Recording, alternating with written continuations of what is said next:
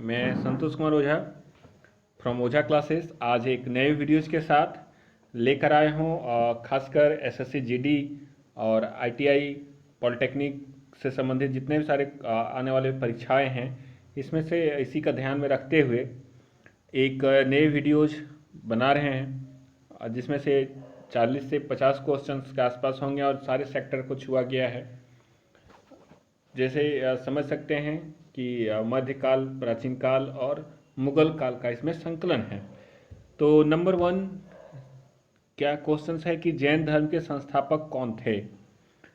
Answer है ऋषभ देव। कई बार लड़के गलती करते हैं, वहाँ पर महावीर स्वामी को क्लिक कर जाते हैं। तो महावीर स्वामी को क्लिक नहीं करना है, क्योंकि वो 24वां तीर्थंकर थे, है ना। मतलब जिस धर्म को उसने पुनर्जागरण का काम किया, जिसमें से कुछ में जैन धर्म कमज़ोर पड़ गए थे, उसमें जैन धर्म को उठाने का काम महावीर स्वामी ने किया था। इसलिए महावीर स्वामी 24वें तीर्थंकर थे और ऋषभ जो थे वो जैन धर्म के संस्थापक थे। दूसरा क्वेश्चन है महावीर स्वामी का जन्म कहाँ हुआ था? कुंड ग्राम में हुआ था। महावीर स्वामी से संबंधित ये था। जैन धर्म का आधारभूत जो बिंदु है वो किस पर टिका हुआ है? हो सकता है ये आप लोगों को कई तरह से दिग्भ्रमित की काम करे, लेकिन मूल जो आधारभूत बिंदु है वो अहिंसा है। अहिंसा परमो धर्म, जिसे कहते हैं ना कि वो न किसी भी तरह का हिंसा में शामिल होते हैं, चाहे वो वाणी से हो, चाहे कर्म से हो या जीव जंतुओं पर हो। इसलिए ये अहिंसा पर ज़्यादा विश्वास करते हैं। आगे है कौटिल्य प्रधानमंत्री थे। कौटिल्य आप लोग जान ही रहे होंगे, अभी विष्णुगुप्त से भी इनका नाम है। ये कौटिल्य बहुत तेज थे, उसमें चंद्रगुप्त मौर्य का समय में ये प्रधानमंत्री थे। और चाणक्य नीति राजनीति में हम लोग अभी भी याद करते हैं इनको। ये चाणक्य काफ़ी फेमस है। तो चंद्रगुप्त मौर्य के प्रधानमंत्री थे, सलाहकार भी थे गुप्त वंश में। कौटिल्य की रचना अर्थशास्त्र संबंधित है, राजनीति से। आंसर है राजनीति से। दोस्तों ये अर्थशास्त्र एक पुस्तक थी, जिस पुस्तक में चाणक्य ने बहुत सारी नीतियों का उल्लेख किया है कि कैसे हम शत्रु पर विजय पा सकते हैं, हम अपने शासन प्रशासन को कितने मजबूत से रख सकते हैं, इस तरह से। चलिए आगे बढ़ते हैं। डायमैक्स भारत कब आया था और किसके शासनकाल में आए थे? तो डायमैक्स एक खोजी थे और बहुत सारे इसने पुस्तकों का भी रचना किए थे। तो बिंदुसार के शासनकाल में डायमैक्स आए थे। आगे बढ़ते हैं। क्वेश्चन नंबर 7, भारत का नेपोलियन कहा जाता है? किनको कहा जाता है? समुद्रगुप्त को भारत का नेपोलियन। 8 नंबर जो है वो हुनों ने भारत पर आक्रमण किया था। हुनो होगा, है ना, जैसे टाइपिंग में मिसप्रिंट हुआ है, वो हुनो होगा। ये आक्रमणकारी थे, जिसमें स्कंदगुप्त के शासनकाल में आए थे। आगे है मेगास्थनीज का प्रमुख रचना था इंडिका। इंडिका में यहाँ पर मेगास्थनीज भी कह सकते हैं दार्शनिक थे, और इंडिका एक पुस्तक थी, काफ़ी चर्चित है, जिसमें से भारत के प्राचीन काल की सभ्यताओं का उल्लेख इन्होंने अपने पुस्तक में किया था।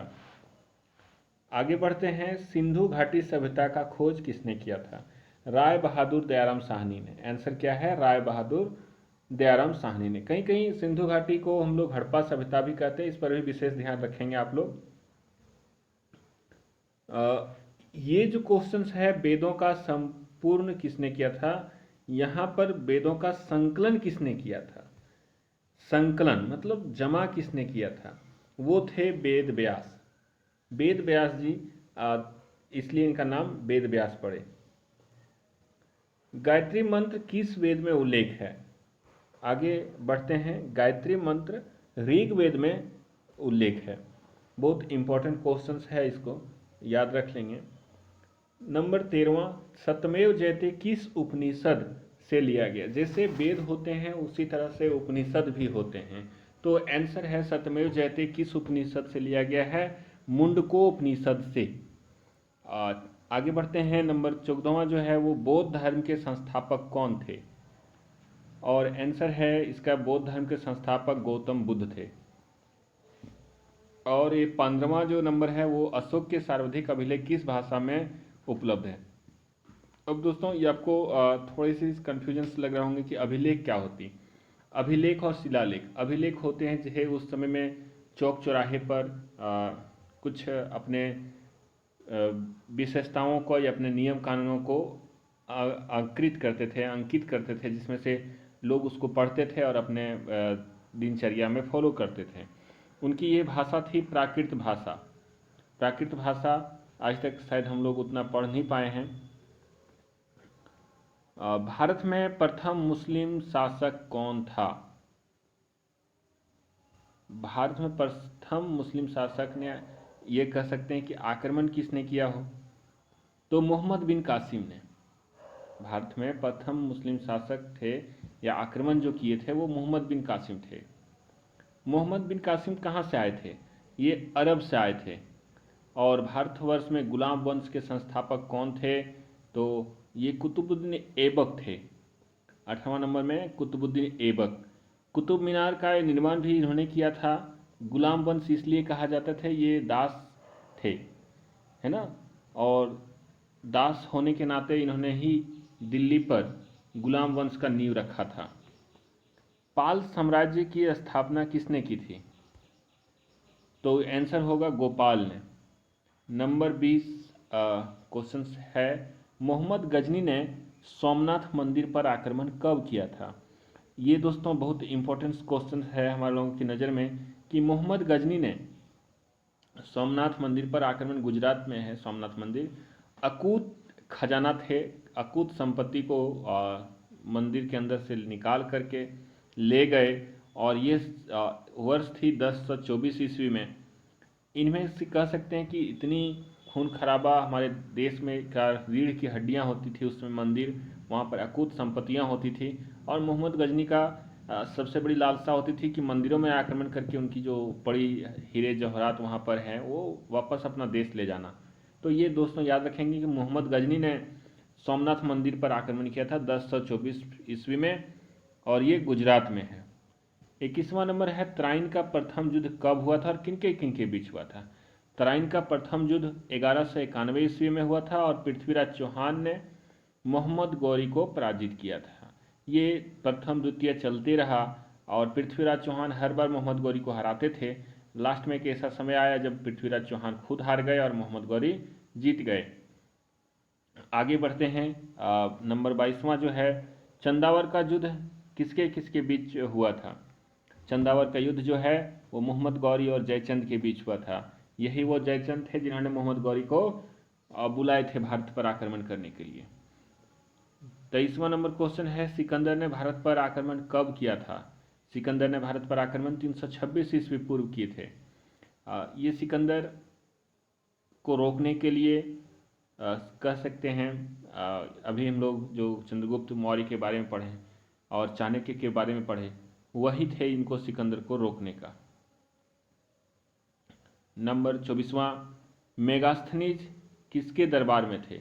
मेगास्थनीज सेल्यूकस निकेटर के दरबार में थे। और ये सेल्यूकस निकेटर जो थे सिकंदर के राजदूत थे, सॉरी राजदूत नहीं, इनके कह सकते हैं कि सेना नायक थे, वो सेल्यूकस निकेटर थे। आगे पढ़ेंगे।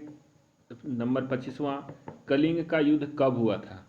तो इसका सही आंसर है 261 ईस्वी पूर्व कलिंग का युद्ध हुआ था। कलिंग उड़ीसा था और उसमें अशोक ने इस पर युद्ध करने के लिए कई बार प्रयास किए और कई लंबी लड़ाइयाँ चली इसके बीच।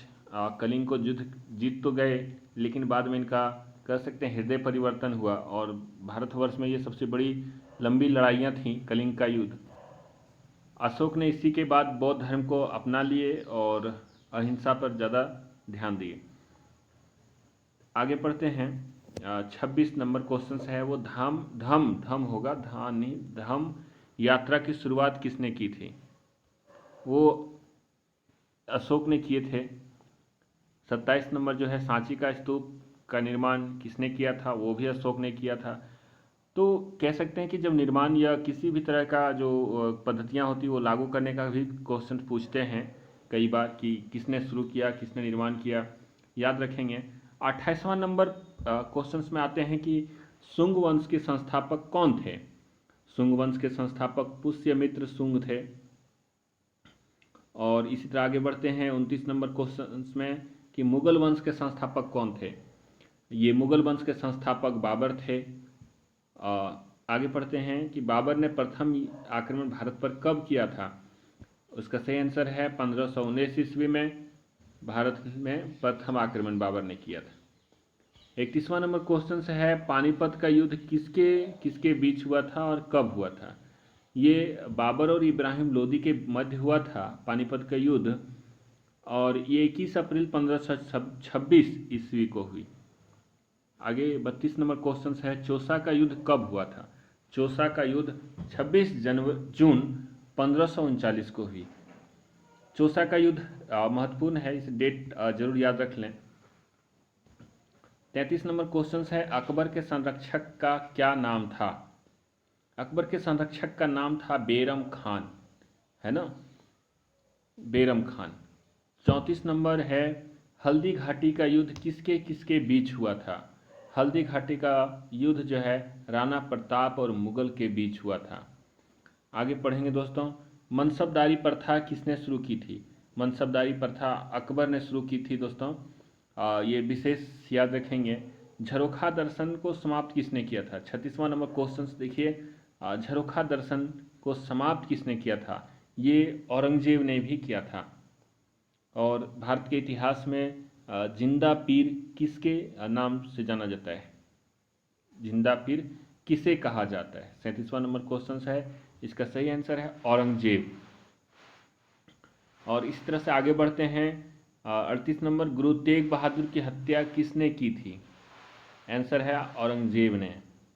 तो दोस्तों आज तक की इतनी ही क्वेश्चंस है, और वीडियो के लास्ट तक बने रहने के लिए बहुत बहुत धन्यवाद। आने वाले उम्मीद करते हैं आप जो भी परीक्षाओं में ITI, पॉलिटेक्निक और SSC GD के लिए ये महत्वपूर्ण साबित होंगे। हमारे ऐसे ही YouTube चैनल्स पाने के लिए आप हमारे चैनल को सब्सक्राइब जरूर कर लें, ताकि जितने भी वीडियो हम लोग अपलोड करें आप तक पहुंचते रहें। Thank you.